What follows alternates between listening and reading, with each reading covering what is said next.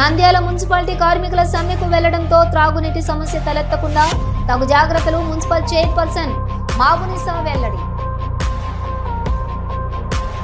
Nandyal municipality కార్మికులు సమ్మెకు వెళ్లడంతో త్రాగునీటి సమస్య తలెత్తకుండా తగు జాగ్రత్తలు తీసుకోవడం జరుగుతుందని మున్సిపల్ చైర్పర్సన్ పేర్కొన్నారు.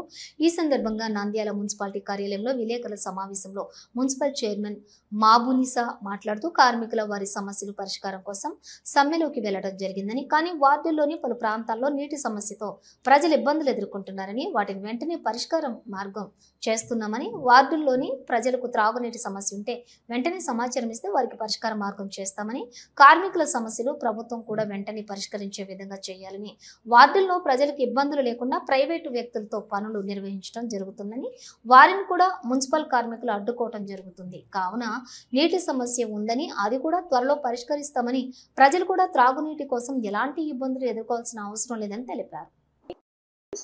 అందరికీ నమస్కారం. గత కొన్ని రోజులుగా దాదాపు వాటర్ వర్క్స్ కు సంబంధించిన సిబ్బంది అంతా స్ట్రైక్ మీద వెళ్ళడం జరిగింది.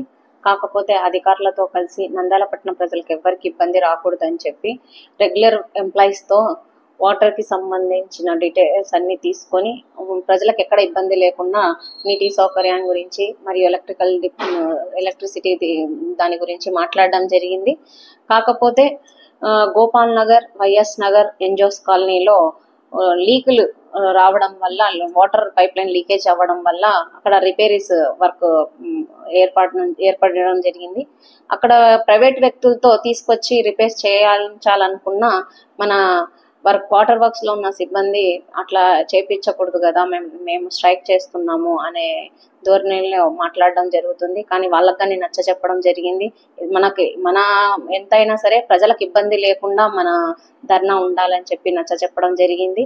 కాబట్టి గోపాల్ నగర్ మరియు ఎన్జోస్ కానీ వైఎస్ నగర్ ప్రాంతాలలో వీలైనంత త్వరగా క్లియర్ చేసేసి అక్కడ కానీ నీటికి ఇబ్బంది లేకుండా చేస్తామని ప్రజలకు తెలియజేసుకుంటున్నాము. అలాగే ఏదైతే మన వాటర్ వర్క్స్ సంబంధించిన సిబ్బంది వాళ్ళ న్యాయమైనటువంటి కోరికలు ఏవైతే ఉన్నాయో వాటిని అన్నిటిని కానీ ప్రభుత్వం దృష్టికి కానీ తీసుకెళ్తాము.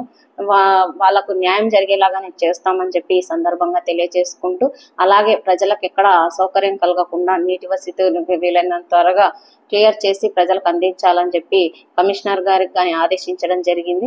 ఎవరికైనా ప్రజలకు ఇబ్బంది కలిగితే దయచేసి మా దృష్టికి తీసుకొస్తే వెంటనే వీలైనంత త్వరగా క్లియర్ చేస్తామని, అలాగే మనకు మున్సిపల్ సిబ్బంది కొరత ఉంది కాబట్టి ఇలాంటివి జరుగుతున్నాయి, అవన్నీ దృష్టిలో పెట్టుకోవాల్సిందిగా కోరుకుంటూ, ప్రజలకు ఎక్కడైనా ఇబ్బంది ఉంటే మా దృష్టికి తీసుకోవాల్సి